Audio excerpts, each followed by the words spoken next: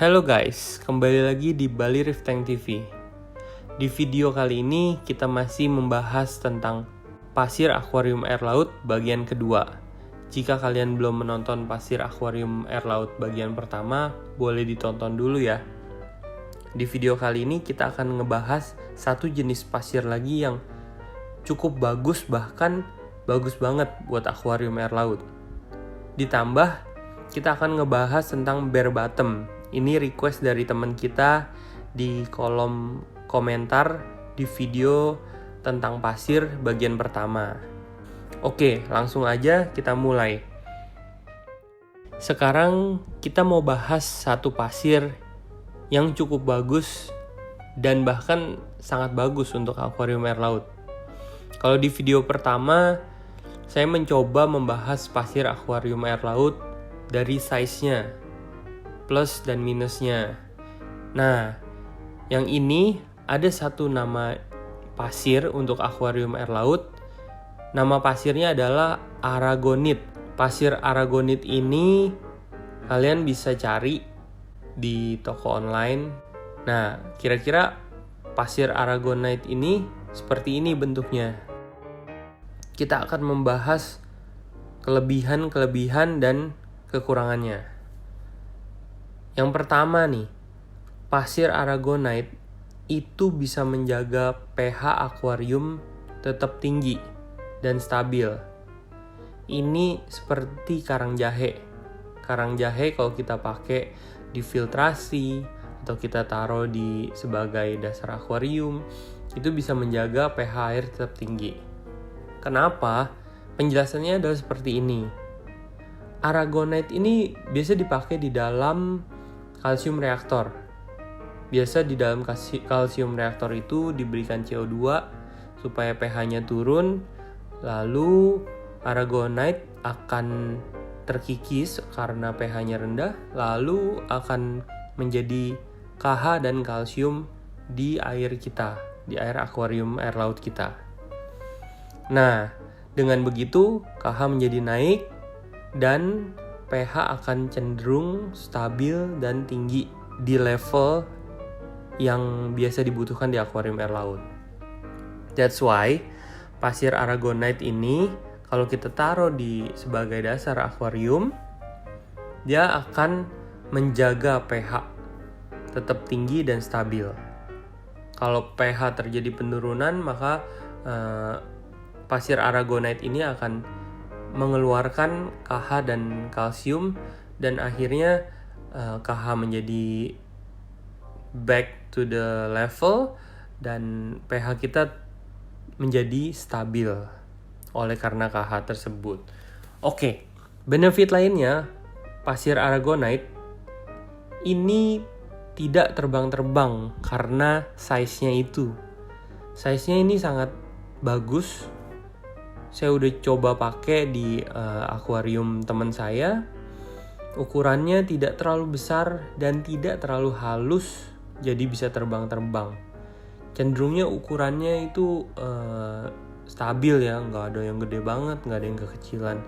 Jadi dan ketika saya bersihin itu cepat sekali jatuh lagi ke dasar.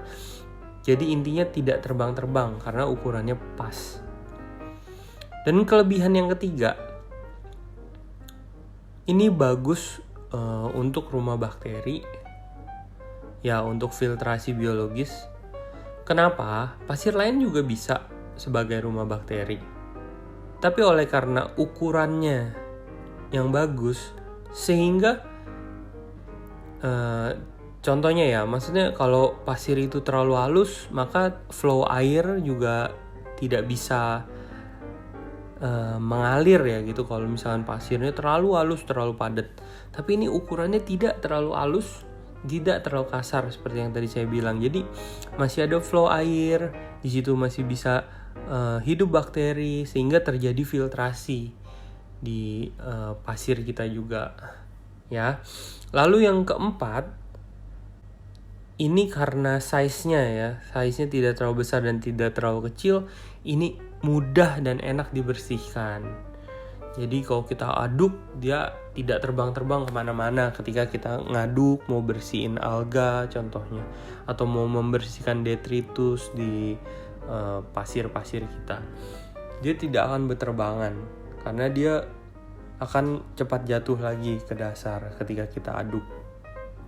Lalu, kelebihan kelima, biasa pasir aragonite ini kebanyakan branded. Kalau cari di Tokopedia atau di toko online, kebanyakan dia branded dan di situ tertulis live sand. Live sand. Jadi di dalam packagingnya itu sudah ada pasir dan sudah ada bakterinya. Makanya itu akan membantu mempercepat proses cycling dan menekan amonia, khususnya pada akuarium yang baru. Lalu kelebihan keenam, dari segi keindahan jelas ini indah karena seperti di laut.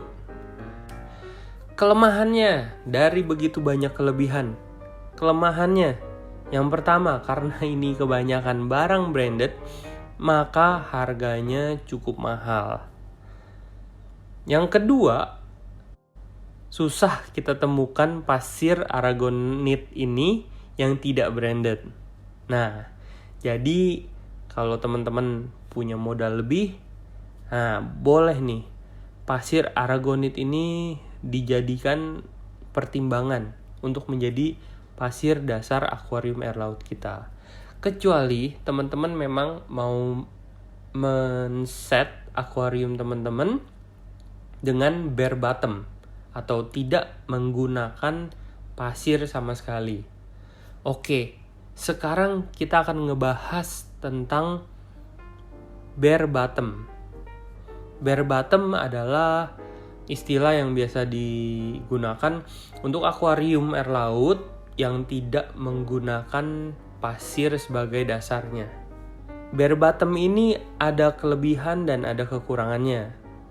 Oke, kita mulai aja dari kelebihan bare bottom. Yang pertama, kalau sampai ada kotoran di dasar akuarium, maka kotoran tersebut gampang banget kita sedot. Karena nggak usah khawatir pasirnya juga kesedot. Yang kedua, kita bisa beri akuarium kita flow yang cukup kencang. Khususnya ini pada bagian bawah akuarium, dasar akuarium. Jadi memungkinkan untuk tidak terjadi endapan. Jadi kalau ada kotoran yang turun, kotoran ikan, sisa makanan, karena kita kasih flow yang cukup kencang, maka endapan itu akan terbang dan akan masuk ke filter. Jadi bisa dibilang nanti tidak ada endapan di dasar akuarium dan tidak perlu disedot lagi. Yang kelebihan ketiga, ini cocok untuk akuarium SPS. Karena di akuarium SPS, terumbu karang SPS itu membutuhkan flow yang kencang, flow yang tinggi.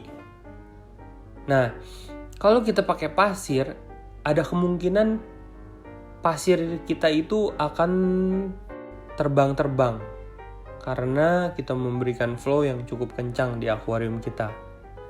Jadi, untuk akuarium yang dominan SPS, ini cocok nih. Kita bisa memberikan flow kencang tanpa kita mengganggu pasir karena kita nggak pakai pasir di bawahnya. Ya, benefit yang keempat, ya kita tidak perlu aduk pasir atau merawat pasir, atau kita nggak perlu ngerapihin pasir yang berantakan oleh karena wave maker, oleh karena mungkin ikan betok yang suka ngobok-ngobok pasir. Ya, intinya less maintenance. Nah, itu 4 kelebihan menggunakan bare bottom. Tapi ada juga nih 3 kekurangannya. Kita bahas. Yang pertama, berkurangnya biological filtration. Ya, jadi ketika kita menggunakan pasir di akuarium air laut kita, Di situ akan hidup juga bakteri untuk filtrasi biologis. Nah, tapi sekarang bare bottom kita nggak ada pasir, artinya satu space buat hidup bakteri udah berkurang. Sehingga kita harus extra biological filtration di dalam filter kita. Di dalam some filter kita harus extra. Kekurangan yang kedua, ya secara estetika tidak mirip dengan laut. Kalau laut kan bawahnya pasir, ya secara estetika tidak mirip dengan laut. Yang ketiga, tidak ada tempat buat ikan keling untuk menguburkan diri atau tidur. Biasanya ada ikan keling, khususnya keling hijau tuh, biasa kalau malam-malam dia akan menguburkan diri di dalam pasir. Itu 3 kelemahan dari akuarium bare bottom. Nah, kira-kira kalau teman-teman ada lagi nih informasi kelebihan dan kekurangannya bare bottom, boleh teman-teman tulis di kolom komentar di bawah ini.